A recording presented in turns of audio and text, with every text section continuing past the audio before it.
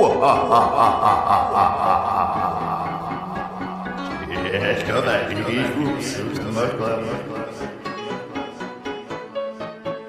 going to get you.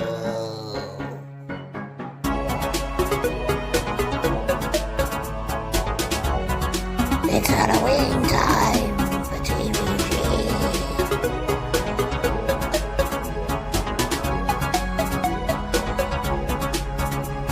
This is the Halloween special for Total Evercade Podcast.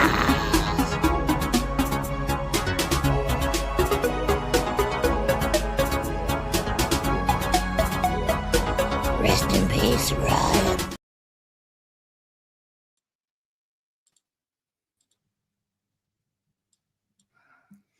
Good evening and welcome to episode 69, the Halloween special of the Total Evecade podcast. I genuinely can't hold that up anymore. It's heavy as shit. It's just gone 8 o'clock. We're a little bit later. Apologies. Welcome to the Total Video Gamers presents the Total Evecade podcast Halloween Spooktacular. We have got lots of fun stuff to be talking about. All of it scary. Some of it genuinely scary, other parts of it just fun scary, but you know what's the difference nowadays. So let's go round, let's introduce the panel and address the elephant in the room, which is Tim having a trouser accident. I was going to say in the eyes, because or not in the eyes, in the mouth, because he's got in the eyes. A trouser accident in the mouth, but yes, anyhow, we have got planners. Hello, everyone. Mr. Taylor, you have received a membership from me. So enjoy that, sir. Beautiful. Woohoo. And we have got the man, the myth, the legend, Derek Sir Top and Hat. Good evening, Derek. Good evening. Yeah, great to be here. Episode 69. This is absolutely fantastic. Can you believe this has been going for 69 episodes? It's the one number we've all been waiting for. Yeah. The one number everyone likes to say. So here we are. We have got a stacked chat already. People coming in thick and fast. So we have got Vernon Couchman. Good evening, Vernon. We've got Obsolete Worlds. Good evening, Obsolete. Nicholas Skippins. It's not the same without you, my friend. Good evening. Nick Craddock. Good evening. Timothy Earnshaw. Good evening. Colin Brown. Good evening. Dave Newland. Good evening to you, sir. I hope everyone enjoyed Dave Newland's Halloween spooktacular music intro for us. Good evening, Mr. Taylor. Always good to see you, my friend. Lightspeeder. Hello. Chris Dunham. Good evening. Ryan. Good evening. Rest in peace, Ryan. And Paul Brennan. Good evening, Paul. We've got Dan Upton. We've got a stacked chat. Yeah, I'm not going to even butcher that. Good evening. Good evening, Andy. I hope you're well. Woo. David Faulkner. Good evening. MI Tech. Good to see you as well. We have got a stacked chat. So yes, hello everybody. I hope everyone is well. You are, of course, very, very welcome as we talk about Evercade, funnily enough. So let's get cracking with the first topic, which will not shock anyone. What are you playing? So, Blunners, what are you playing? So I've mainly been playing, because there's been a certain update that we'll talk about later, but I've been playing that. Roadcraft. I've also tried to play a bit of a spooky game as well. So went back onto the actual catalogue that you get if you've got the original EXP, and played a bit of Ghosts and Goblins, is it? Music's fantastic. I love that. Music is fantastic. But I'm just god awful at the game. Just get my ass handed to me constantly. The game is hard as nails. Yeah, it's quite annoying. But yeah, really enjoying it. I'm glad of a certain update that we'll talk about later has come out. But yeah, mainly I haven't been on my alpha really this week because a certain other game came out on other consoles. But I've been playing what I can on this. So yeah, Ghouls and Goblins. Really, I'm just rubbish at it. It is one of those games where you do have to just get good, don't you? And it's, yeah. It's punishing. Especially when they come, like literally when you're stood and they literally come up right next to you, and it's like, dude forgets, and you're like, come on, man, like these give me a little bit of like a gap. But yeah, I think I only managed to get out of the first level, and then I kept dying after that. Yeah, but no mind. You will get good at it. You'll complete it one day, Blunners. You just gotta believe. Derek, what have you been playing? Well, just hearing Blunners there saying about ghouls and ghosts on the EXP. I mean, I've been a massive Ghosts and Goblins and Ghouls and Ghosts fan for absolute decades. In fact, the first time I got a conversion for a home computer was back in the 80s. And I've got to say, I just couldn't get enough. The arcade was brilliant, but a chance to get really, really good at it without having to plow it with 8 million 10 pences was fantastic. And then I could take what I practiced and then put it into the arcade machine until the owner decided I perhaps had enough and it was time to leave and let someone else have a go. But yeah, I absolutely love it. And I'm so passionate about that game. It's a long, long overdue game, which I think does need a serious modern remaster now. And what better place to bring it than on something like the Evercade? I would absolutely love to see a remaster. So yeah, fingers crossed in the future that somebody takes the initiative. But as for myself, I've been looking at what Atari's been doing this week, and obviously the Television Sprint is the new mini console. So what I've done is I've gone back over my Television collections and given them a go to try and help me decide if I want to add this particular mini to my collection. Now, I've got them all from Mega Drive 1, 2, SNES, NES, you name it. It's all in the glass cabinet. And I don't generally like to miss one. And a chance really to have something with almost the original handheld with it could be a really fantastic opportunity. You can even slide the little sleeves in, everything. So yeah, I've been trying to go back through those games and decide if it's something that I want to pick up. And to be honest, I've had a lot of fun on some of these. So games like Astro Smash, if you're into high scores, it's a great shooter. You're going to get a lot of fun on that one. Princess Quest, again, I absolutely love it. Again, if you're sort of a Ghosts and Goblins fan, Princess Quest is for you, and you don't want to miss it because it's such a fantastic indie game. Honestly, once you get to grips with it, you'll be hooked.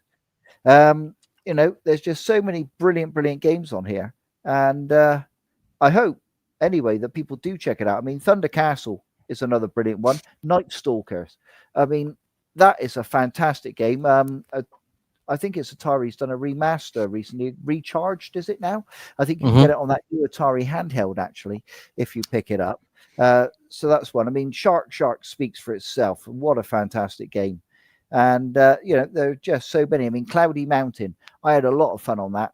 And I'm not a massive RPG person and things like that, but I do love my dungeon crawlers. And if you're into things like Rogue 64, seriously, things like Cloudy Mountain, honestly, you won't want to miss that one, because I had a great deal of fun on that. So, yeah, I mean, Tower of Doom, again, absolutely fantastic. If you like Rogue 64, get into it. You've got the Commodore 64 collections, Gateway to Spy and things like that. Get into this and give it a go. You won't find it that much different. And once you get the controls down, and it is pretty simple, to be fair, you will have a lot of fun. You've got to find the boat to cross the river. You've got to find the axe to chop the wood down, everything like that. So it's a lot of fun. And trying to get around those dungeons without getting killed is a scream, because you never know what's coming next. So even for a little bit of a Halloween theme, definitely. I would say to people, don't be put off. Go and give these collections a go, especially if you're going to be picking up the likes of Lamasoft or Activision. These games, again, are very, very similar of that era. So, get into them. And what you will discover is, yes, the graphics aren't fantastic, but the gameplay can be very involving once you're into it. So, yeah, don't let the graphics put you off. And I've had a lot of fun this week playing those games. Yeah, excellent. So, I have a new cart, and shock horror. The cart that I have been playing is Neo Geo Arcade 1. It's actually like a new cart. You got a crinkly bottom. Everyone will be happy to know I do have a crinkly bottom. There we are. You all got a crinkly bottom. I think I'd have just special. I thought I would be missing out if I didn't get the crinkly bottom. Look at that crinkly bottom. But I have to say, I am thoroughly enjoying this. I'm glad that I managed to get on some of the restock that came to Funstock, because that seemed to be the only place to get it for under 30 quid, it seemed. And mostly what I've played on it is, of course, Metal Slug, because it's Metal Slug, and I don't own that on everything. In fact, I don't own that on many things, if anything at all. So I've been enjoying Metal Slug quite a lot. What is the shooter in it? Which one is that? Is that Ironclad? Is Ironclad the shooter? That is a lot of fun. I'm not normally big into my shooters, but that one is really, really good. I'm enjoying it's not like a bullet hell style, which is a big tick for me. The bullet hell ones are just, I don't think they're quite for me. I don't mind a challenge, but I don't want to feel like I'm, starting with my hands tied behind my back. So I think I've done quite a lot of it in terms of the levels. I am pumping coins into it to get there, but it is incredibly enjoyable. And then the other really big selling point on this one for me was King of Fighters, because it's King of Fighters and it feels pretty slick, I have to say. I was really impressed with how good the graphics actually look on the VS and on the EXP. I love just how butter smooth the characters move in it. It's been really good. So I've been playing Neo Geo and enjoying the hell out of that. Still disappointed I didn't pick it up when it first came out, but it just built up a bit of FOMO for me. So that's the way I'm looking at it. FOMO has given me the desire that I needed to have to really give this collection a go. And there's still stuff on here I've not played. I've not played Shock Troopers. Everyone tells me Shock Troopers is great. It is good. Magician Lord, is that the one that's hard as balls? I reckon you'll love it, Magician Lord. Yeah, I loved it. I absolutely loved it. I got really, really far. Yeah, I really did. I thoroughly enjoyed it. Sengoku, you played that yet? Is that the one that's hard as balls, where you're playing the thing that can take on the dragon? And it just nuts, mate. It's amazing. It's just crazy. So I think I've seen people talk about it. I think I've seen you talk about it as well, Bladders. So I have yet to actually play it. Brilliant. But I really want to see what you think of that. Yeah, it caught me a bit. I was a bit like, what is going on? But okay, yeah, it's brilliant. So I will look forward to that. But I am actually really just putting in the work on the games on there that I really do want to play, really do want to finish, and then just enjoying the hell out of. So yeah, check that out. I got one of the new cards. I feel relevant. I feel like I'm being part of the club now. There's only 5 coming out next month, mate. Don't worry about it. Yeah. I definitely don't think I'm going to be getting all those 5. Just if anyone's wondering, the QR code that is that way. Oh yes, good shout. That is a direct link to the Evecade Hangout. That will take you, if you aren't a member, that will take you straight to their page, so you can sub up. Look at us promoting other Facebook groups. Cheeky. Aren't we good? You can also join the Total Video Gamers Facebook group if you so fancy. We'll have to start linking ours as well. Yeah. Anyhow, let us jump to the next topic, which is, of course, highlight of the month, which is Boulder Dash. I got to do my Harry Potter Draco Malfoy Boulder Dash there. So, Boulder Dash, Blunners. What do you think of highlight of the month? Yes, another game I'm crap at, basically, as I found out earlier. Just by trying the first level out, got my ass handed to me, done it a couple of times, trying to get the patterns right, and then running. Basically, I end up like, it reminds me, like, at least on Murtop, you can kind of get away and fart out bombs. But yeah, at the minute, on that first couple of levels, I was just trying to run away as best I could. But yeah, like I was saying, it's was it 1980? I'm just looking at the things now. 1984, man.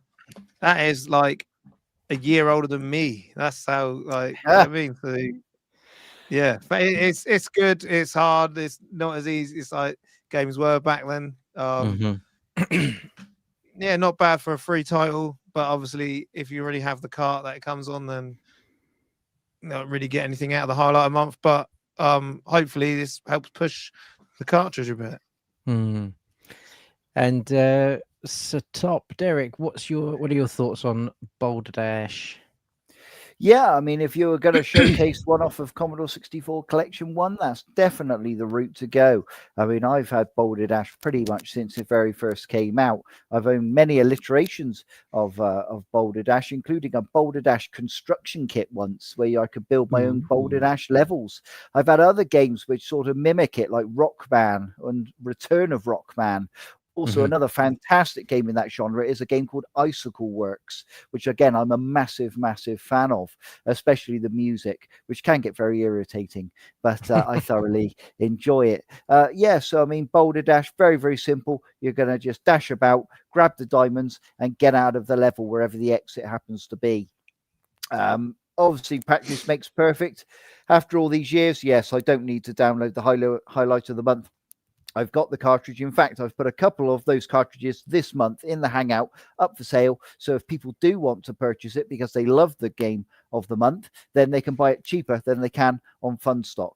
So that option is there for people as well this month, because I absolutely love the Commodore 64. I can never get enough of it. It's just a brilliant, brilliant console. In fact, even this month they're bringing out a special black mini edition actually of the Commodore 64 Mini, which features all indie games.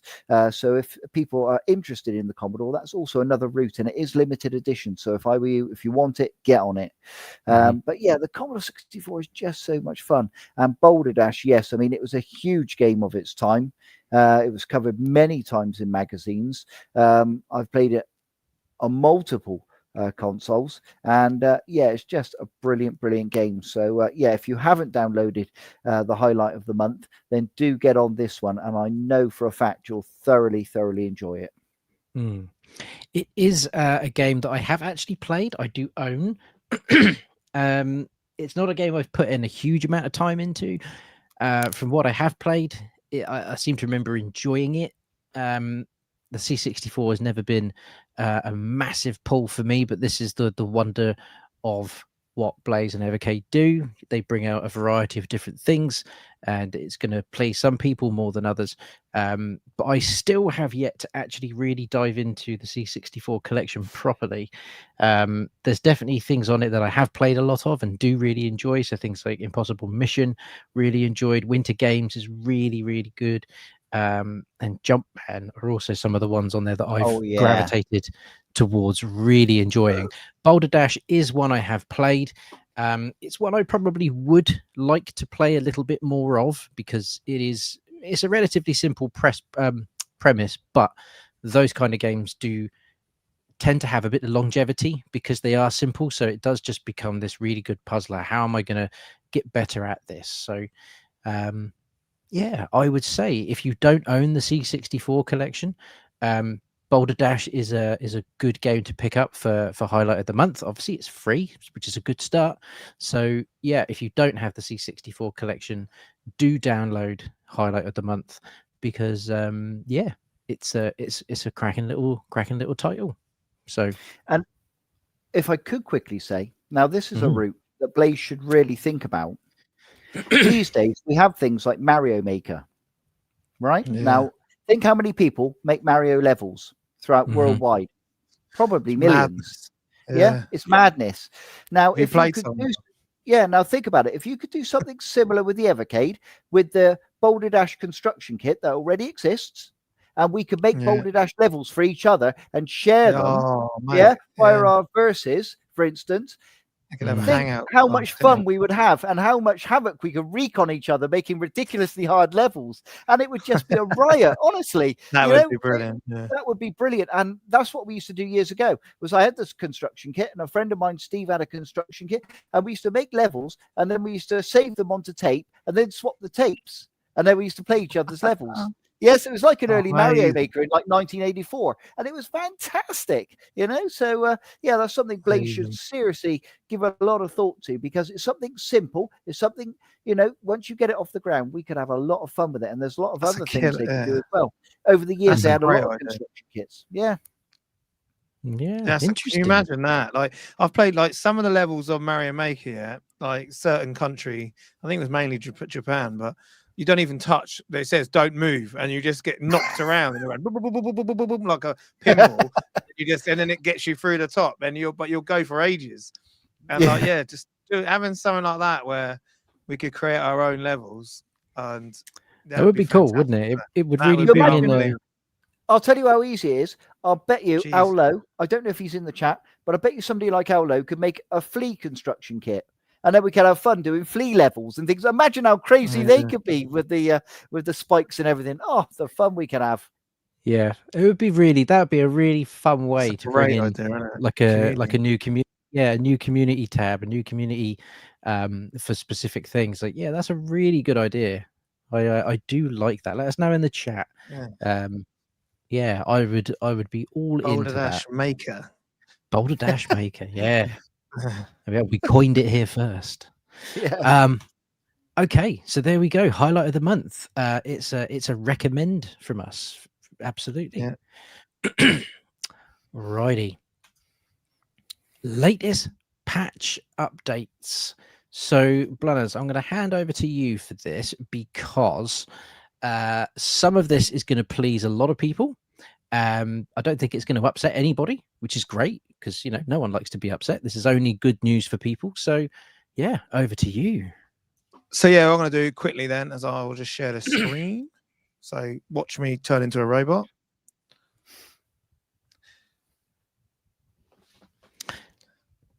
Should move us out the way. Right. So the first update is they are bringing, well, obviously you've got the Boulder Dash coming, but now saved high scores can now be reset in supported arcade games. To reset saved high scores, select the Eclipse button, information, individual game in the Evercade menu. Then choose reset high score from the game options. Like it says here, reset high score. I don't know if people can see that. I can make us smaller and make that a bit bigger. Is that better? But it also says, note, using Evercade save states in combination with saved high scores can sometimes cause a mismatch. Some people would call that cheating, wouldn't they? Between two types of saved data and the loss of save scores as a result. To avoid this, we recommend playing arcade games from a fresh boot by using the play option from the Evercade menu rather than last save or in-game load options where possible. A subsequent firmware update will improve the compatibility between the save states and the high score save functionality. This function is not available on Super Pocket devices or the OG handheld, so they are being left behind at the minute. So yeah, I think that's a fair thing to leave behind. The Super Pockets are designed for a particular purpose, I think. Not entirely sure. High score challenges are maybe it. I don't know. Yeah. But yeah, I don't understand. I feel like you definitely shouldn't be able to, if you're doing for high scores, you shouldn't be able to do save states, should you? You shouldn't just be able to go, so. Yeah, you got to do it the right. Oh shit, I'm up top. Go load back. Do you know what I mean? You'd have some crazy scores. So they're saying they're going to patch later on, but I don't think they need to be honest. And then the big one. So this is the one I'm really happy about, and it makes me think: have they been listening? Have they been listening to the Evercade community? Because they've given you like a happy medium. They haven't given you like a full-on save state, but they've given you like a suspend save. So you now can suspend your save in Roadcraft and jump straight back to it.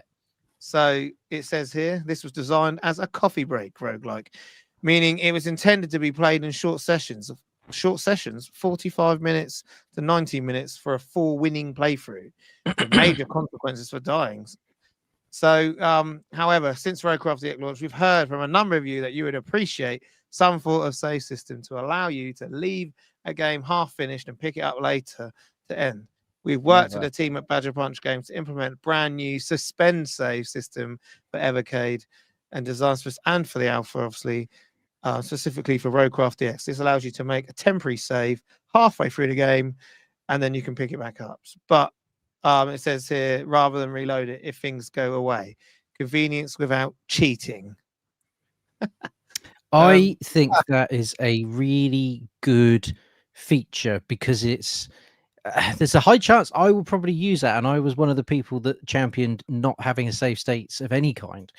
But that is a good happy medium. I think it kind of encapsulates the spirit and the heart of what the developers want you to get from the game, but it doesn't completely alienate you if you're doing you're hit and then you're like, right, I've got to go now, I've got to go and do A, B, C, or D.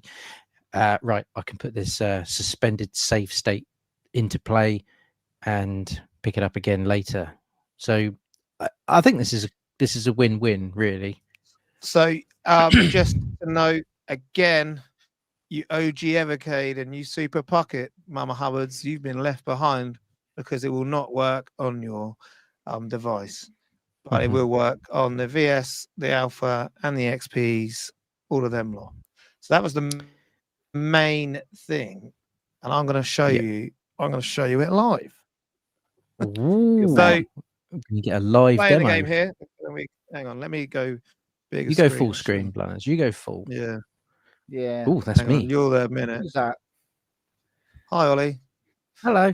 I need to move me over to you a minute, and then I'll do it. If it'll let me. There you go. Like that. And then like this. So playing the game here. You then press the menu button. You go down to the little bit there that says suspend. It's probably all backwards for you lot. Just realized. That's right. A to select. And then what it's done is it's now done a suspend menu. It's brought me straight back out to the load screen. And then if you can see, it says resume. So you go across, click resume. It's loading. And then take you straight back to where you were. Boom. Boom. Happy days. Look at that. Respect. That is a good happy medium, I think, because you could die immediately in the next room and you got to start again anyway. And that is the essence of what they want you to do with the game. The essence of the game is that roguelite sort of feature where if you die, you die back to the beginning, because that's the style. But this feature, I think, is a great addition. So hopefully people in the community will be really pleased with that. And like you say, Blanners, it's really quite promising that Blaze have heard the community when they have said these things and gone, do you know what? Let's see what we can work with. And relatively quickly, I think, as well. Maybe it wasn't Blaze and it was the boys at Badger Punch who went, they've tuned into a lot of our podcasts. They're good blokes, yeah. Maybe they thought, you know what, we'll crack something out. So, because, but and they've we been don't having know. a look in the Hangout and things like that, So, I think they've seen the community. They've seen what they would like. And as you say, it's a great happy medium. And I'm delighted for everyone. Yeah, couldn't agree more. So that's a good couple of sets of updates, I think. So hopefully everyone will be happy-go-lucky with that. Okay. Right. Next one. Oh, let's get ready for the next bit. Yeah, ready? Let's get ready. Let's get ready. So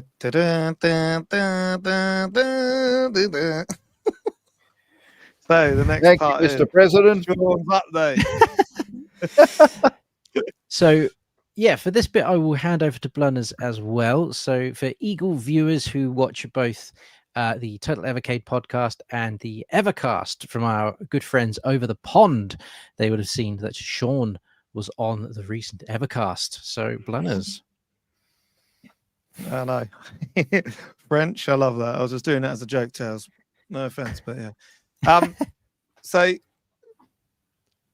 right, where's my notes? Here. I've just put a link to the Evercast in the chat.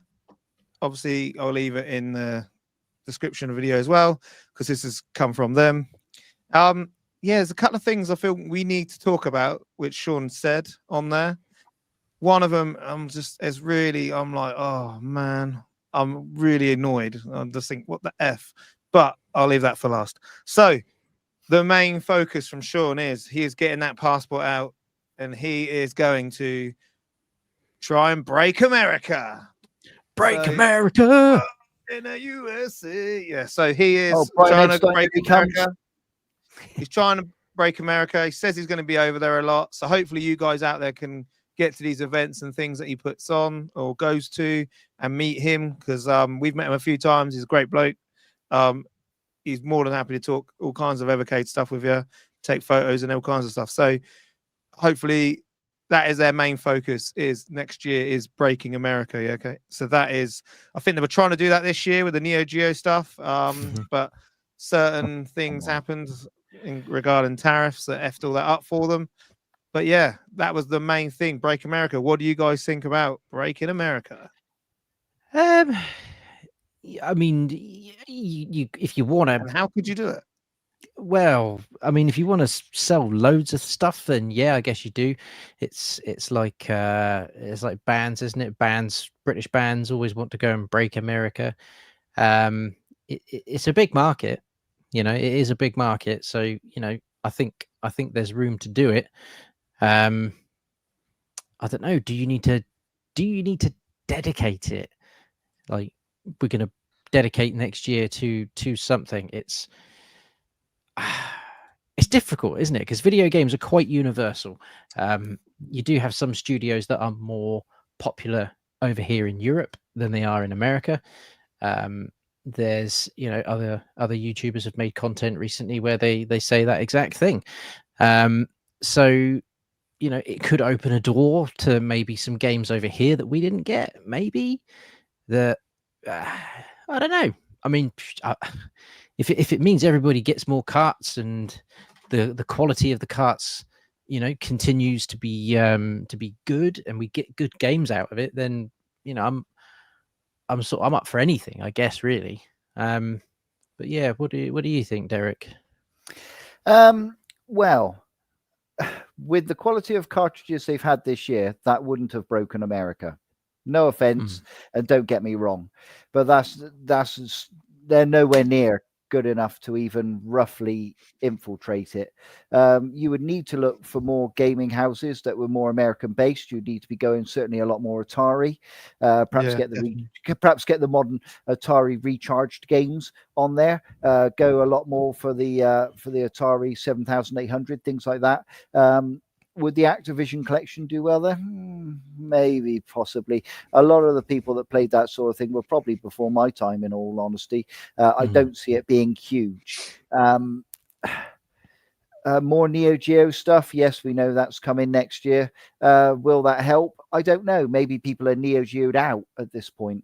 Yeah, I mean, you would need a lot of money injection. Could Blaze go bust doing something like this? Absolutely, 100%. It's a big risk. I've seen many video games companies over the years take these kind of risks, and also many of the ones we had here, like Bullfrog, etc., have been swallowed up over the years by American companies. So, yeah, I mean, there is a lot of risk involved. It's got to be a banger, though, isn't it? Yeah, it's got to be a banger to get it. Absolutely, it's got to be huge. I mean, you've got to go and perhaps get Warner Brothers and get the license off of them for like a midway collections, things like that. You really, and even then, I'm not really sure how popular in modern day that's going to be on multiple collections. But yeah, I mean, there's a lot of risk and not a huge reward because obviously, things are sewn up over there by the big boys. Obviously, Nintendo and, of course, Microsoft and Sony have sort of got the big chunks of the pie. it's a real risk. I mean, Richard Branson went from here with his Virgin Cola, and basically they shut him down. Coca-Cola just shut him down, and he had the bigger sales here. But when he jumped there, it didn't work. Richard's got a lot of money. He's got a lot of business acumen. In fact, he's a friend of my family for donkey's years. He's a really great guy. But even he will be the first to admit that Coca-Cola obliterated him. So going and fishing in other people's ponds can cause problems. I do know of another console that's getting off the ground over in America shortly. I've spoken to them via Twitter, and we might do a little sort of collaboration together at some point. So yeah, I mean, you might be running against other consoles. That's the trouble, that are doing something very similar. Yeah, there's a lot of risk. I don't see a massive lot of reward because I just don't see they would have the money to plow into that. But if they're willing to try it, I guess they could experiment to branch out. Personally, I would have concentrated on my English market, my European market, and remember, they're only sort of 5 years in. There's no need to run before you can walk. Take it easy. But if they think they can do it, I mean, Tomb Raider didn't do it. Games like Duke that. didn't. Duke didn't do it. So give me some ideas in the comments. Games will definitely do it. Yeah, I mean, according to Sean in that podcast, he didn't think it was possible to get WrestleFest signed, which recently came out on a games console. I mean, I did, because obviously Technos would be willing to license it, and also WWE have got a large amount of those wrestlers under Legends contracts. So personally, I didn't see the problem there. I saw that perhaps Blaze didn't want to pay for that license. That's what I saw, because I didn't see a problem otherwise. And now another company, which is practically unheard of, zipped up the license, and now they're going to make the multi-billions on WrestleFest. So, if you're not willing to go, and that's where you hit, the WWE's massive there. You hit the superstars and WrestleFest, perhaps get WrestleMania Arcade on there. You're hitting their demographic. What are you going to do? Go and sign John Madden up, and try and bring some of his John Madden American football games from the Mega Drive or something, mate. NHL, EA. It's really hard. You ever think in that comment section? It's really hard. I mean, how big was Doom in the US? I don't think it's as big as here. Again, so try and think of those big names that's going to do it. I mean, maybe if you did Duke Nukem 0 Hour and did the N64 version, would that? I mean, I don't think things like N64 games like Banjo-Kazooie again were particularly big there. So it's a really real stumper. But do you know what? I'm really excited to see them have a crack, because sometimes you've got to put your money where your mouth is. I mean, with somebody like myself, I don't even think I've got enough business acumen to get anywhere, even make a scratch in the market. So I want to see somebody else take a punt. I want to see what they can do. And it's going to be really interesting when we're here this time next year and we see what happened. But as I say, on the cartridges they had come out this year, if this really was that they wanted to break the market this year, I would have said no, because most of the year they haven't had those 30% tariffs, but they have had a large amount of these cartridges, and that hasn't seemed to have done wonders. So what will? Yeah. So what else? 2026 carts are all sewn up, as he said. They are sewn up. They're done. They have been signed off. So they already know what they're doing, and it should be like they try to do 2 carts every 2 months. So you'll get a 2-cart drop every 2 months. So a minimum of 12 cartridges is what he said. There could be 13. He didn't really specify. He just said a minimum of 2 carts every 2 months. They try to keep to that. What do you guys think of that? 2026 is already done. I mean, that's good, because at least they know what's needed. They know what they want to release. Yeah, just license McDonald lad. I'd be into that. But I think knowing your year, planning it, is going to be a big starting block, because now they've sort of seen how delays to carts can kind of sort of throw into disarray the end of the year, as we've already said. So the end of this year, all delayed and coming out of Christmas. Yeah. yeah. So we've had a few delays, and that's meant, unfortunately, that over the next couple of months we are getting bombarded with carts. So hopefully that forefront, that knowledge, knowing what's been signed, what's ready to go, everything's crystal clear.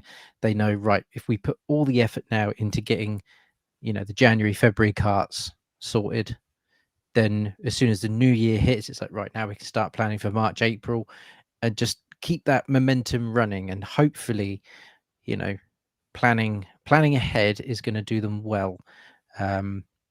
I would love it to do well. I would love next year to be, I've enjoyed this year. I have enjoyed this year, but I would love 2026 to be an absolute knockout. I really would, because we're getting to those points, aren't we? If we were to take the highlight carts from the last, I don't know, 2-3 years and put that into 1 year, it would have been that would just be an insane year. So it can be done. So let's see what the plans are. Derek, what are your thoughts? Yeah, I mean, if 2026 is going to be a big American year, then you've got to think about American people. You need to think about an Activision collection too, perhaps with Pitfall 2 on it. You wouldn't want to put something like my favorite System 3 on a collection, because they're not going to know what that is. So yeah, you'd be wasting your time. Yeah, I mean, you need at least 3 more Namco cartridges in there. I saw somebody there in the chat mention Star Wars. I mean, that's a great call, and I'll tell you how easy it is to license. There's actually a plug and play that's just come out recently in the last month, which features Super Star Wars, Return of the Jedi, and Empire Strikes Back from the Super Nintendo. It's also got things like Zombies Ate My Neighbors, etc. on there. It's got over 100 games that they've licensed onto this plug and play. So if they can license it, and again, it's a cheapo company that you've never even heard of, and if they can license it, then so can Blaze Entertainment. So yeah, no wool over the eyes. Those games are attainable. I spoke to LucasArts about 2.5 years ago. They'd heard of the Evercade at that point before I actually spoke with them, and yeah, I mean, they were happy to do a deal. I don't know if Blaze were happy to pay what they would like at the time at Disney, but at the end of the day, it's worth the investment. Honestly, trust me. I would have gone with sort of EXP handhelds like a Sith and a Jedi version. Yeah. And I would have pushed that sort of thing, or Super Pockets in that style, and really sort of, run with hardware with the Star Wars games on it. Perhaps the old 8-bit arcade game would be a fantastic angle to go down. But yeah, I mean, the Super Nintendo games are absolutely fantastic, and they warrant being on a collection. That's the sort of thing, again, that's going to tickle the fancy of the Americans. You're going to hit home with things they can relate to. So yes, you want things like Star Wars on there, perhaps the Jurassic Park games, things like that. So yeah, an ideal route. Yeah. But yeah, so yeah, I'll go to the next ones. So 12 carts minimum. So the next thing is they've now nearly sold close to 1.5 million carts sold worldwide. So it's a lot of carts. It's a lot of carts, guys. And then you're still trying to break America, and you've done 1.5 million carts in what, 5 years? So yeah. And also, I think it was up to 78. So as of the end of this year, once we get that whole log pile at the end of the year, that'll be 78 carts in total that have been released for the Evercade. Boom. That's more than I ever dreamed of, if I'm honest. Yeah. Yeah. Which is great. It's just fantastic news. So hopefully we could get nearer that 100 mark next year. Once we pay. And then I'm just going to bring up this word because this is where I think this is the mistake I think they're doing. This one here. I hope 2026 will be indie heavy. That's what we need. My Tech, that is what I think we need. That is what I think everyone thinks we need. But not Evercade. Not the guys at Evercade. They are saying it's going to be a less indie focused year next year.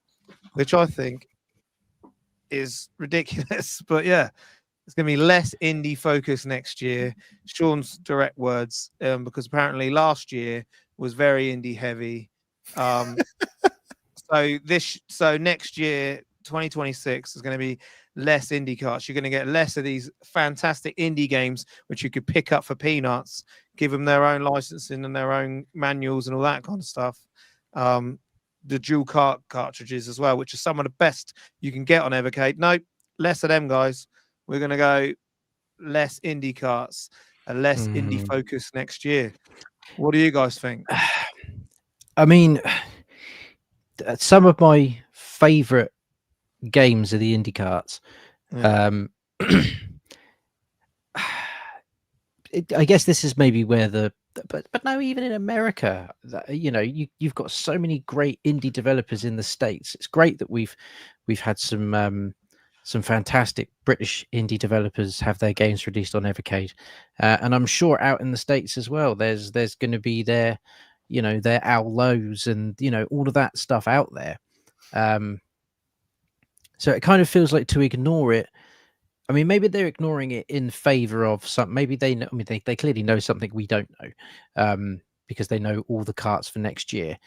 And if next year's carts are, some of the top tier, classic retro games that people have been, fishing for, then, I could give it a pass. I can see ways in which I would give not having much or any indie a pass, but it would have to be backed up with carts that you could allow that to happen with. When you think of things like Full Void, Flea 2, Tapeworm, I know I'm just listing out low games now, but Astabros, Demons of Asterberg, all these sorts of things. They're incredible titles. Hours Awakening, and Derek always talks about Cathedral, and these games are top tier games. And we've said all along that the Evercade is perfect for these games. It's a perfect home for indie developers to make things for, because you get this physical cart, you get this artwork, it works in a cartridge system, it's got a real retro vibe about it, but it's a brand new game. So I would personally allow a pass, but the carts have got to be top tier. I'd be really sad if we got all the carts we got this year with no indie ones, then I'd be a little bit like, that's a shame. So yeah, there are ways I would pass it, but I personally would love more indie. Derek? Yeah, I mean, pretty much indie's where I'm at these days.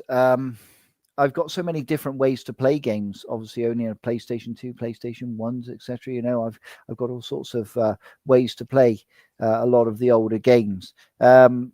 I don't see Blaze getting hold of the like of Legend of Zelda or anything like that. So we know they're pretty much locked away. But if you remember, just a few weeks back, we were all chatting, and then Andy and myself mentioned that Spectrum game, and then you went on there and you played that new Spectrum game. Wasn't it fantastic? That game is unbelievable. Yeah, it was absolutely unbelievable. Yeah. And now you imagine Blaze put that as a headline for an Indie Heroes collection, and I'll tell you what, it's an instant buy. It's a guaranteed pre-order. Yeah. This is the target audience they need to go for. A lot of people might not have, it's not that they haven't got ways to play it, but they might not have the time for downloading these games and things like that. But if they had a system where they could just purchase a cartridge, stick it in, and on the train, you can give it a go, I think you've got your market. And there are so many brilliant indie games. Literally, I could get my hands on hundreds of fantastic indie games. If you remember, what did everybody love? Donut Dodo. Yeah, you love that one, didn't you? Roadcraft. Yeah, you love that one. Did you love My Cathedral? Yeah, exactly. Yeah.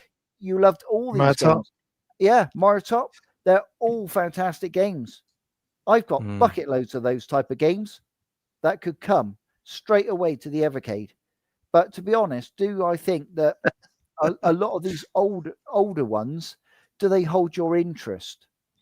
And I think because we've been spoilt these days, because games are so much, so much better and things like that, I don't think these older ones hold your interest quite so much, especially if you've known nostalgia. Mm-hmm. And we've learned that, as I say, even though I like the Commodore 64, I don't know how sales have done of the Commodore 64 cartridges, but I would imagine that, they were nowhere near as good as the likes of Roadcraft. So, if we look at that, they really, if I was Blaze, I'd go almost completely indie focused. And I really, I would hold some tournaments, I would get games made, and whichever ones got into the top 10 would get put on the next Indie Heroes collection. I do all sorts of things to really generate and build games for yourself. Where's the proper Blaze mascot? We're not talking about that caddy thing. Come on, he's hardly going to start a fight with Sonic the Hedgehog and Super Mario, is he? Even Bubsy the Bobcat crushes him to death. Yeah, and he's seen a little revival recently through limited run games. Demos out. Yeah. Mm-hmm. So at the end of the day, Blaze need to look at what is a genuine mascot, something that sets your company aside. So when they see the Evercade, they think, Boom.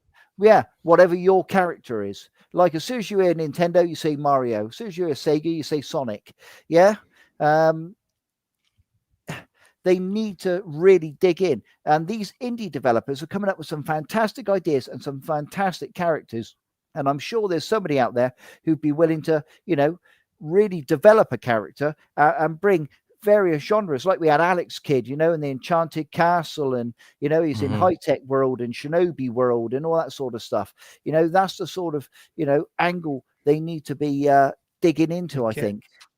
Yeah, we need those indie games. It makes me sad that they're going to be doing less indie, because as I say, that's one of the main reasons these days I'm at the dance. And if you take those indie games away, I'm going to spend that money with Nintendo Switch, and I'm going to download those games, and I'm going to buy those physical games on that platform instead of spending my money with Evercade. So I really want, they're taking money out of their own pockets by doing this. So obviously, I want them to have a serious think. And if they're watching this, honestly, you really, really need to pay attention, because sooner or later, somebody's going to see this podcast. They're going to develop a handheld which does this, very similar to what the Steam Deck's doing now, but on a cheaper level, and they'll snap up the business. So don't let them do it. Have a little bit of a think. I'm sure you can rejig 2026, chuck some of those cartridges into 27, and let's get some decent indie games for next year for everyone. I mean, a good way to sort of look at it would be to look at some of the titles that really do shift well on the Switch, because look at the ones that are really hard to get hold of. I'm sure there'll be licensing issues with, if you look at things like Super Rare and Limited Run and all these games. But that's not a terrible place to look. Some of these games that people desire to have physical, and they'll buy it on the Switch because it comes in a physical format. But people probably would, pay 20-30 quid for some of these indie games to have that physical way to play it. Otherwise, people would just download them all the time. But, companies like Limited Run, Super Rare, they have created this this market in their own, really, of releasing quirky, weird indie games. So yeah, it's definitely doable. I do think cutting out indie is not a good idea, but if you look at a prime example, I was on about that C64 Mini earlier. Yeah, it's coming out with all indie games on it. Now, why are they doing it if it's not working? Yeah. Now, all those games are doable on the Evercade. They're on the Commodore 64. They're absolutely fantastic. And I'm not talking about rubbish games here. I'm talking about really solid games that honestly would keep you occupied for hours in most cases. And if Blaze, because they've already done a deal with this company and brought some of their Commodore 64 games that they have from their back catalogue, the old ones, I'm sure they could work with them to get these indie games licensed onto cartridges. Now, I don't know how many games it's got on that handheld, but on that home console. But if you say, well, there's 40, 50 games on there, well, that's a good couple of collections. If you don't try and stiff people and put like 8 on a collection, but if you do a decent number of like 2 collections with 20 games on, indie ones, pack it. I'll tell you what, you'll have people sailing for the Evercade. Yeah. Before I go on to the next part, just let me know if you can hear this, because I just want to make sure that I'm not making this up when I play it. There will be a slight Can you hear that? Yep. Lower focus on indie than there has been, but we had a really, really big indie year last year in 2024. There was a lot of indie in that. So when we come to this year, you know, there's been a small bit with Indie Heroes at the start of the year. There is more coming next year, and we're always looking into what we do to refresh Indie Heroes, Game of the Month, Highlight of the Month, and all those things. So those are the things that probably that are more in flux than anything else. But so yeah, so not making it up. So that brings me on to the next part, is refreshing the Indie Heroes / Highlight of the Month. Have you felt has Highlight of the Month been a success for you guys in your eyes? Yes and no. You know, no when it's a game I've already got. But at the same time, I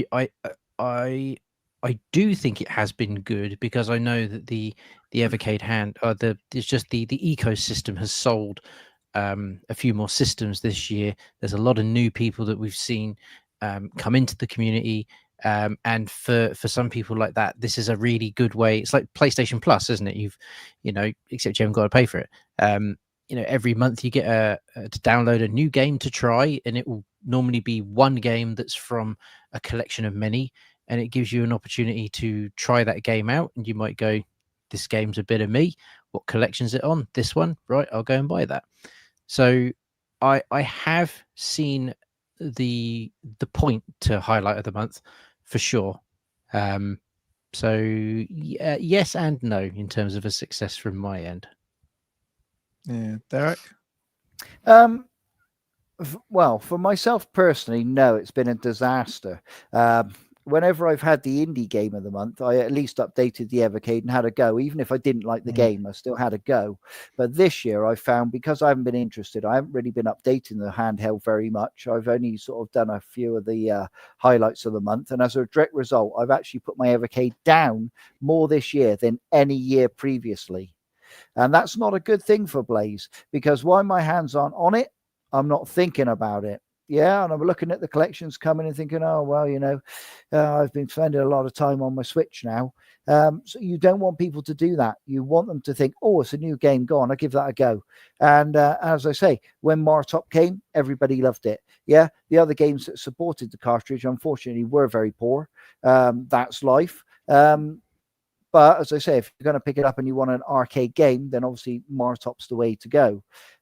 It just needed a bit stronger supporting acts really on the cartridge, and just something Blaze has to perhaps do a little bit more thinking about. Yeah, that's the business side of things. If you don't support the main event, yeah, with a bad boxing card, people say, do you know what? I'm not going to watch all evening. I'm just going to tune in for the main event. So obviously they played the highlight of the month of Martop, and and that was it. So yeah, for myself personally, yeah, it hasn't been great. I did have somebody buy a cartridge off me in the Hangout that had played the game of the month. Dan Upton, I think it was, that bought the because he loved Truxton, and rightfully so. It's a very, very good game, and I thoroughly enjoyed playing it. If I put that cartridge in. So yeah, I can totally understand why you would like that game. So yeah, in some instances it sold the occasional cartridge. I don't think it sold many, but it has sold the occasional one. But yeah, as I say, Blaze need to have something interesting, and they need something and you need to keep it fresh. Remember, it's not about what you've done in the past. Nobody could care less about that, whether it's Nintendo, Sony, Sega. Nobody's interested. It's about what you're doing right now. And right now I'm playing Shinobi Art of Vengeance on the Switch, and I've got to say I'm a massive Shinobi fan. I've had it on the Master System, I've had it on the Mega Drive. I love Shinobi, but this Shinobi is really, really brilliant. It brings a whole new twist. It brings something exciting and fresh, and it's difficult for me to put it down. And that's what Blaze needs to think. It's not about what you've done. It's about what you're doing right now. And I would definitely put this Shinobi in my top 3 of all time. And that's pretty big, to be honest, because there's a lot of good games. But that is what Blaze needs to concentrate on all the time.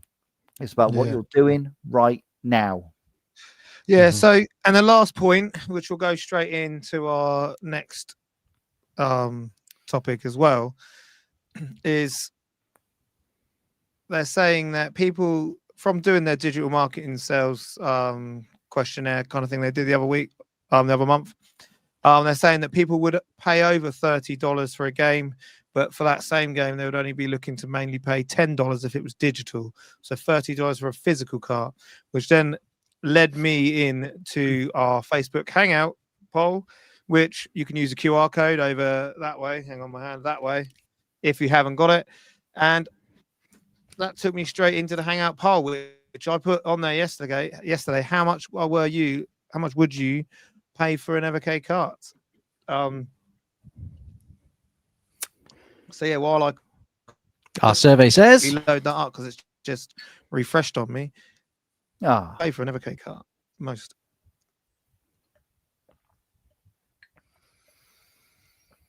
Sorry. Talk amongst yourselves. Lovely weather.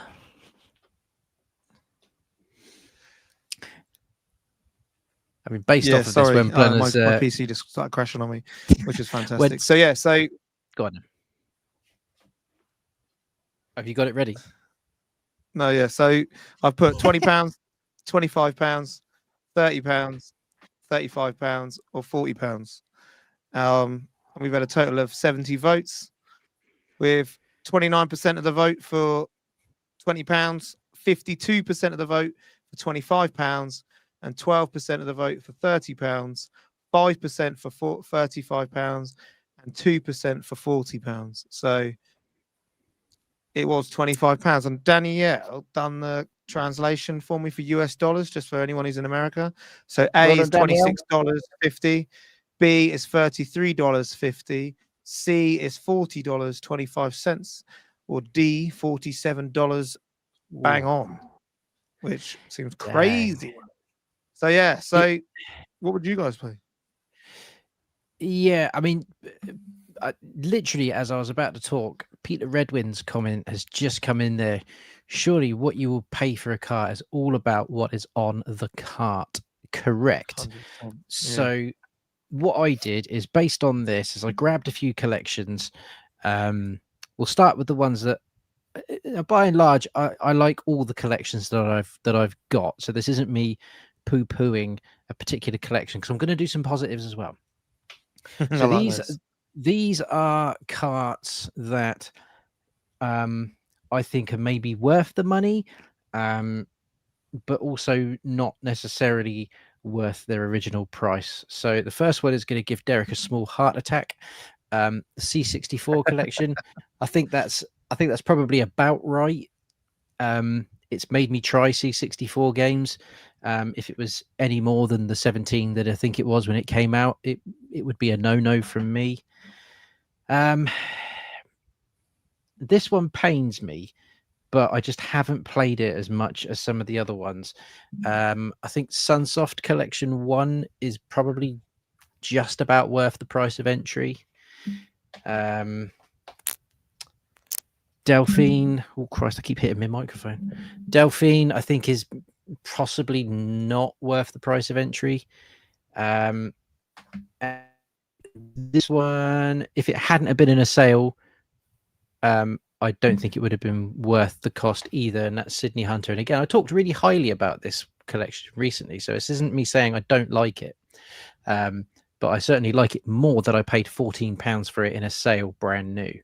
But that being said, carts that I have enjoyed and would pay that, you know, if the quality was of this caliber, then I would be happy to invest a little bit more money onto certain things. So I said it earlier, Demons of Asterberg and Asterbros, absolutely top tier. Sorry. Exactly right. And you're going to notice, in fact, you are going to notice a little pattern, and I didn't even plan this. This is a top tier cart, absolutely top tier. You can get Demons of Asterberg and Asterbros on PS5. They're 20 quid each. So, you know, to just for having the ability to play it on a PS5 is going to cost me 40 quid, or you can get that for 20 quid. I would pay 25. I would probably consider, if it was a really nice collection, a nice box, I'd pay a bit more than that. Good Boy Galaxy, Witch and Whiz. Good Boy Galaxy is absolutely breathtaking, stunning game. Easily, if that was on a single cart, I would still say that would be worth the 20 quid price tag. I love that game. It's so good. Of course, the big hitter, Hours Awakening Cathedral. Oh, mate. I would pay the current Gigacart price for that because it's that good. The quality, there's 2 insanely good quality games on there. So I would pay a bit more for those. I want to see more like this. The Full Void limited edition. You should have got them to sign it, mate, when you went up there. I know, right? They saw them at debug. You get a little slipcase, you get a slightly different art on the box, you get, the cart's actually in my Evercade at the moment. To be honest. Yeah, my cart's in my Evercade at the moment. A nice poster, the art of Full Void. It's just I'm a sucker for a collector's edition. So to have a game like that on a lovely collector's edition, 40 quid, yeah, sign me up. I'll do that. Exactly. Roadcraft. Put Roadcraft in a set like that. And that just leads me nicely on to also Roadcraft. I would happily again pay, a good wodge for that. All of this is with a caveat though. Don't just charge people more because the game is good if the other carts are also going to be expensive. If you were to even it out and have, I don't know, Atari Collection 3, but that was £15. Okay, cool. Well, that ticks a box. You can then charge £25 for the next dual cart, as long as the quality's there. So, I'm happy to pay more for certain things, but that doesn't mean I'm happy to pay more for everything. I think Peter's comment is pretty much spot on. If the cart is good and the games are good, then people don't mind parting with the money. But if it's one solid game on a cart of guff, then no, the price increase isn't worth it at all. And I'd also stay clear from digital. Don't do it. It's not. No, just don't do it. That's not what the Evercade is about. Yeah, I think it means there could be a price increase coming next year. The fact that he's done that and gone, $30, maybe we can put that up, because I personally don't think the Giga carts are sold well or even been worth the money for them. £25, I felt for a couple of games that for me, I haven't bought one of them, and it's got to be, like you said, if it's 25 quid, it's got to be the dog's danglies, as we would say. It's got to be something good. That's going to really grab you by the horns. So yeah, I can't pay for like Gremlin Collection 2. 25 quid. No, not for me, mate. And Derek, what are you? Yeah, I mean, again, once it goes over that £20 mark, you're straying into the Switch world. Majority of the Switch games I pick up are about £20. I don't pay much more on very often occasions for much. So, I mean, I've never picked up a Giga cart. They are absolutely, completely and utterly no difference to the regular cart. It's just Blaze saw a little bit of a market, because obviously people keep saying, well, I'll pay more, charge me twice, take all my money, RIP my wallet. Yeah. And they see all this and they think, do you know what? If you're a sucker enough, then we'll put the price up. And America's not going to be cheap to crack. Yeah. So you're going to have to put the cartridge price up, because you've got to get the money from somewhere. And that somewhere is you in the comments. Yeah, that's where it's going to come from. It's not going to come from people like me, because I'll back off. Once it gets to a certain price, I've got a sale price for everything. And as I say, I mean, I bought that Shinobi Art of Vengeance recently, $20.99. One of the greatest games I played this year. Yeah. But a Giga cart, that Gremlin cartridge, I mean, what the heck's all that about? I actually picked up those games on PlayStation round a car boot for between 50p and £1. Yeah, and I can play them on my original hardware, and they're okay for a quick knock around for 10 minutes. But beyond that, you know, I wouldn't give them the time of day. So you've got to put some real smash mouth stuff on there if you want to flog me a gigacart. I mean, somebody said, well, what if WrestleFest went on there? Again, I mean, not being funny. Do you not think I've emulated it? And I've got all the characters. There's some missing in that current one. That's on that new arcade machine. Again, you've got to flog me something that really, really entices me. What are you going to include with it? I mean, I fought tooth and nail. People in the comments don't realize I fought tooth and nail with Badger Punch Games and Blaze Entertainment to try and get a big box Roadcraft, and they weren't having it. A big box. I wanted a map in there. I want all sorts of, you know, honestly, I believe that was the way to go after Full Void. I believe we did Badger Punch Games a disservice. In fact, I know Badger Punch Games did their self a disservice by backing down and kowtowing. They should have gone for something like that and made it like the Amiga box. That would have been fantastic. You know, I really did try for you guys, but unfortunately it just fell on deaf ears. And as I say, Blaze Entertainment will do what Blaze Entertainment wants to do. And at the end of the day, if they want to put the cartridge price up next year, they will. They'll come up with some excuse, just the same as any other company. You know, they'll cite this, that, and the other, which so say put the price up. But are they putting the quality up? That's what you've got to ask yourself. Are the cartridges from 5 years ago any different to the cartridges now? Well, actually, 5 years ago, when we had Namco Collection 1 and 2, I'd say they were better. Yeah, Mega Cats 1, I would say that was better. Pico 1, I would say that was better. Yeah, the Interplay collections with Earthworm Jim, games we actually heard of, I would say were actually better. So, yeah, I mean, Blaze has got some work to do, especially, you know, if they wanted to tamper about with the prices. But I don't believe that's the way to go right now. I believe the market's very volatile. Here in the UK, we're due a budget shortly with Rachel Reeves. I don't know what she's going to fiddle with, but I can assure you it's going to take money out of your pockets. And that in itself takes money away from the gaming industry, people pulling their strings. So, yeah, I would say tread very, very carefully. It's an odd one, isn't it? It really is, because I appreciate that things are more expensive, and small price increases here and there is almost to be expected given the state of the current world. But it's making sure that you're not putting the price up to hit some kind of bigger profit just yet, because like you said, Derek, if you start getting into the £30 mark, that's you can go on Amazon and start scouring for good deals for even PS5, Series X, maybe not Switch 2 just yet, but you could certainly come up with a couple of really good games for 30 quid and under, and that's where that initial cute price point for the Evercade has always been that sweet spot of 20 quid. Happy to pay a bit more for a particular a special game or a really nice edition of a certain game. I mean, I guess I'm drawing a weird conclusion here, but Trent Reznor from Nine Inch Nails said, one of the best things that modern music artists can do is just give your music away for free, because people are going to nick it anyway. So just give it away. But you will have some diehard fans who want something cool and give it to them.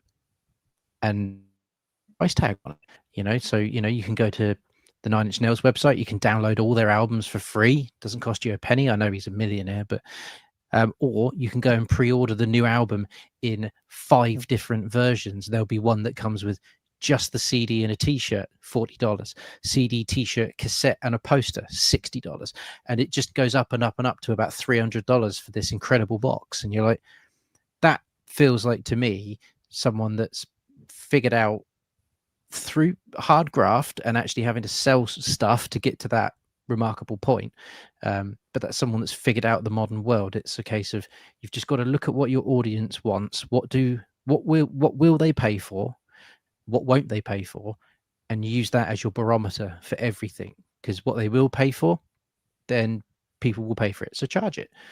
This is a consumer product. You want to make money.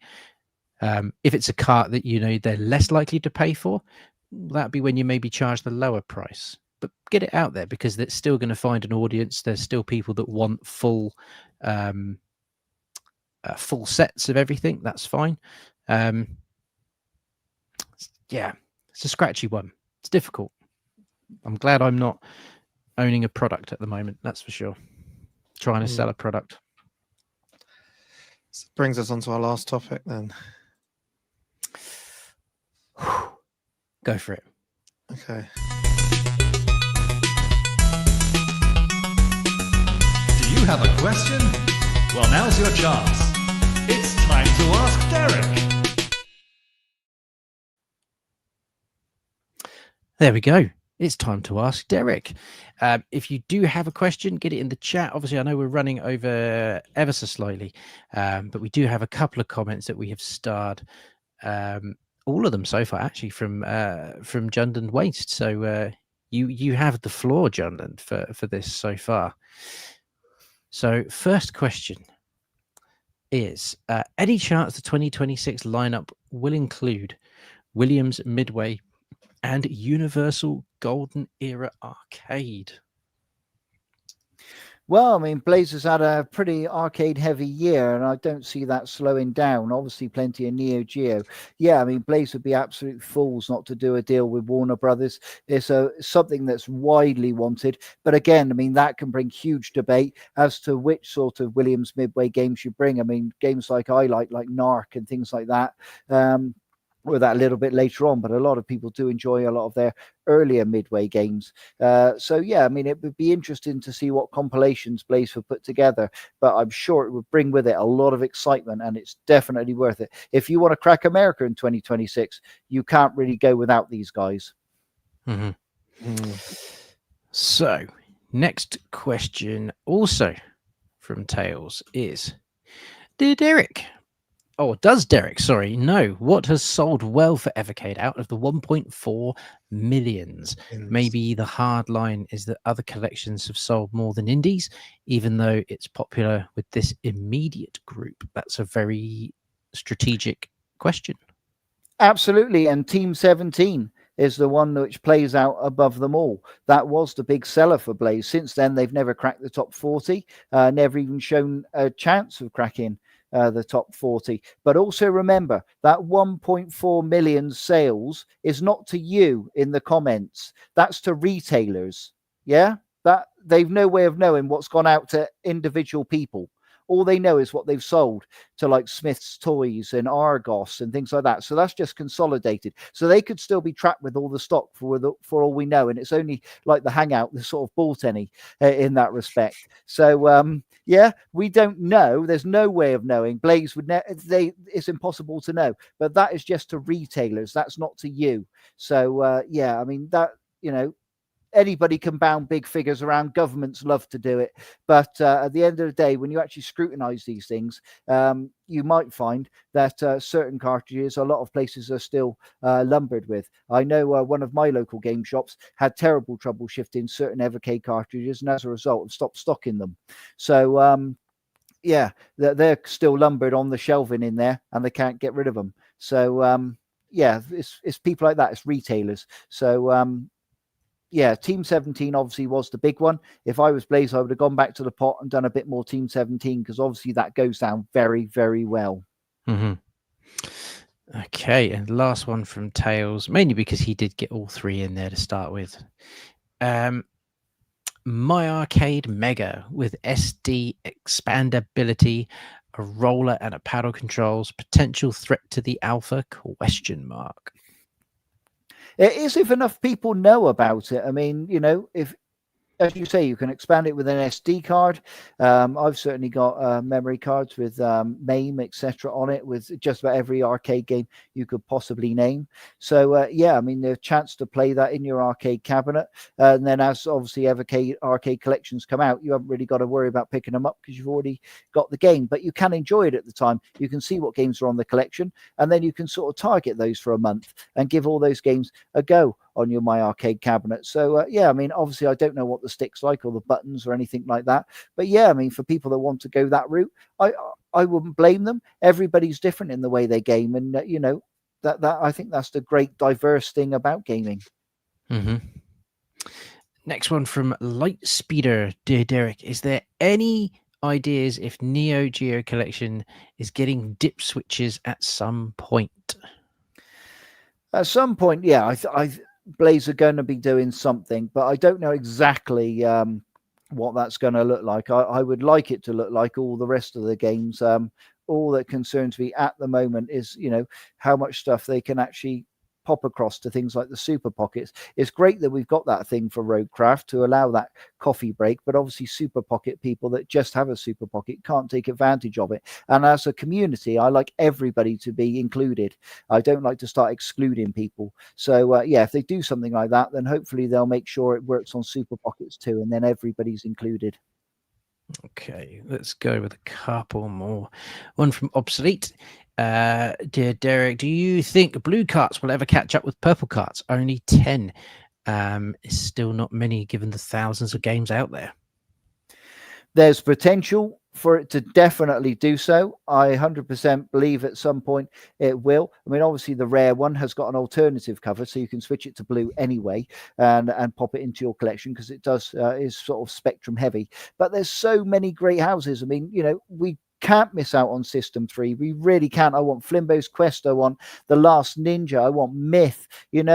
All these games are absolutely fantastic. We really, I really, really don't want to miss out on this. And there's so many other great games out there. I mean, as I say, I touched on that Commodore 64 Mini, the black one, with all those indie games. We need these to blue cartridges, and we're happy to buy them and to love them and enjoy them. So I mean, Blaze needs to step on the blue carts. As I say, we've been arcade heavy this year, but next year, I mean, if they're going to break America, obviously home computer's probably not the way to go. But for myself personally, if it was all blue carts, I'd be delighted.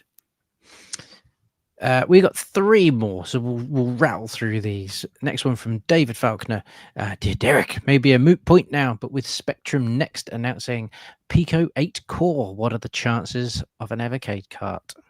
Yeah, I mean, I raised Pico 8 a long time ago with Blaze and said to them, I thought this was a really great route to go and to sign some Pico 8 brilliant indie games and pop them on the Evercade because they're absolutely ideal. At the time, it sort of fell on deaf ears. I'm hoping Blaze is perhaps going to revisit that because, again, the Pico 8 is just as big in the States as it is here, really. So I think, again, that's sort of a transitional market where you can sell to both people. And I mean, obviously, the headliner, you need first out of the stocks is you're going to have to get Celeste, aren't you? Come on. I mean, I've got Pico 8 Celeste, and that is a masterpiece. Absolute masterpiece. Yeah. Now, you bring that to the Evercade, and even people...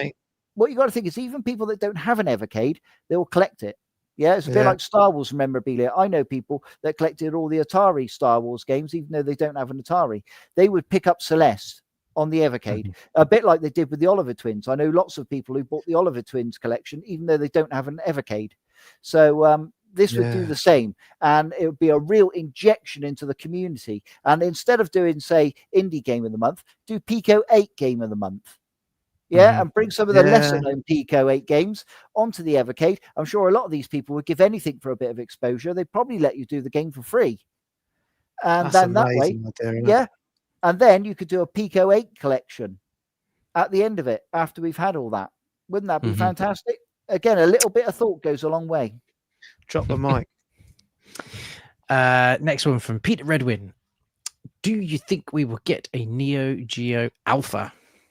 Yes, 100%. I mean, this year, obviously, it's been quite sort of hardware heavy with the Taito Alpha and the Super Pockets. But yes, if you're holding out for it, I don't think you'll be disappointed in 2026. So do make sure you keep that Christmas money to one side.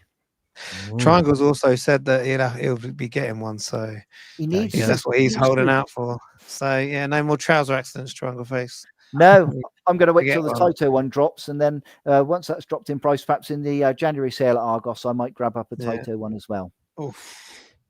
And then last question before we sign off for the evening is from I Want a Lot.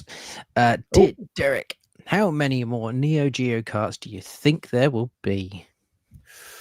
Oh, wow. Obviously, it's a 2-year deal. I'd like Blaze to take as much advantage of that as possible. But obviously, with, possibly an alpha in the pipeline, I'd say another 3 wouldn't be unreasonable. Yeah. That is a very reasonable request.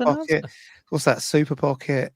6 carts and an Alpha Neo Geo. Take real advantage of it, yeah, and spoil the fans. Just because I'm not a massive Neo Geo fan doesn't mean I don't, feel for the community and that I want them to enjoy themselves. When it's my home computer carts and I'm raving about it and they're not quite so thrilled, I can totally get it. So yeah, I want them to be spoiled. This is a big license and I want you to jump in. I want you to support it. I want you to buy everything Neo Geo and have a fantastic collection and really love it and enjoy it, because I love my Evercade Alpha, but I've got friends who specifically love their Versus more. But that's just gaming for you. But I know Blunners loves his Alpha as well. We're both in that camp, and I think Ollie would. I think if Ollie got an Alpha, he would be hooked. The same as us. Yeah, I couldn't see it before I owned it. I couldn't see it, honestly. I really couldn't. I couldn't see it before I bought it, but now I can. Yeah. It's sort of, I've been declouded, and I thoroughly enjoy it. So yeah, I want Neo Geo fans to be absolutely spoilt next year. Yeah, I was saying, I'm not like, Neo Geo is kind of new for me, and I feel 1 and 2 are really good carts. Number 3 is not as great, but number 1 and 2, fantastic. So yeah, and the words of Sean, hopefully we are eating well with Neo Geo carts. Oh yes, nummy nummy. Nummy nummy. Oh, dear. Anyhow, we have rattled on a little bit later than normal. It's been an interesting one this evening. Sometimes these things are worth talking about and airing out loud. You guys get to have your say. We get to say some stuff as well. So hopefully people have enjoyed this evening. There's lots of good things coming over the next couple of weeks as we rage into the build-up that is the mighty Christmas. So I'm sure we'll be putting together some buyer's guides maybe for the year so far. Christmas special. Yep, we'll be thinking of all sorts of things we can do, because there's always, if there's one thing that Evercade and Blaze will always do, is there's always something to talk about. So thank you everyone who has joined along live this evening. It's always a pleasure to have so many of you in the chat and interact so respectfully. It's one of the things that I really do love about doing these live streams, is that everybody has their say, everybody thinks a little bit differently, and everybody is respectful of everything. So yes, well done you guys for not being dickheads.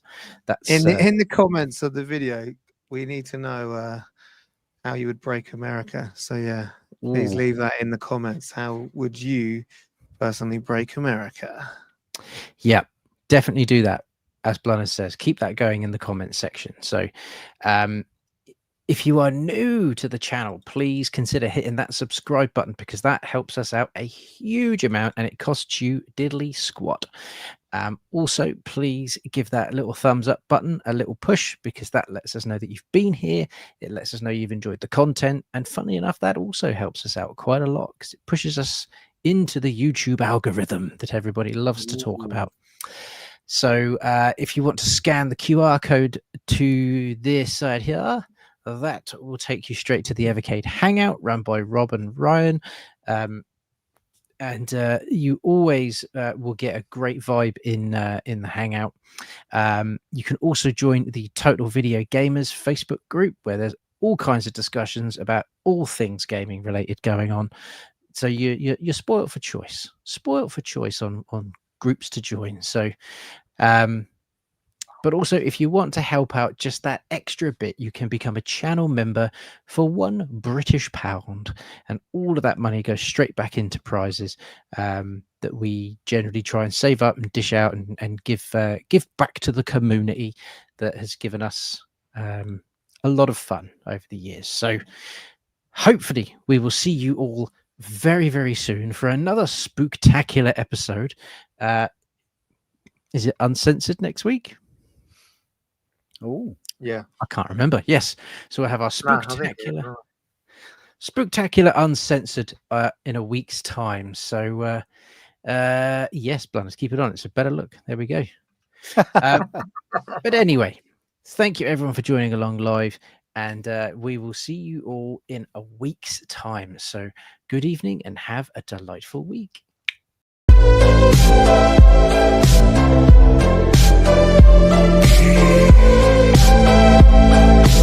Thank you.